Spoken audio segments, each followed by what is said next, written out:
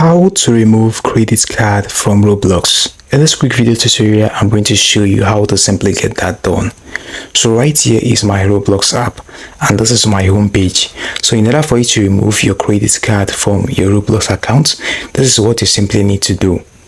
Now at the bottom of the screen, on your mobile like this, or on your PC, you can see where it says more. You can see more at the bottom of the screen. So you need to actually scroll and click on settings. Now you need to note that the instructions on this video are actually the same for both PC and mobile. So looking right here on your settings, you can actually see where it says payment method. So you need to go ahead and click on that. So once you click on that, you'll be able to see your payment method. That is the payment method you've actually saved on your Roblox account. If you have not actually saved any payment method, just as mine, you won't be able to see any payment method right here.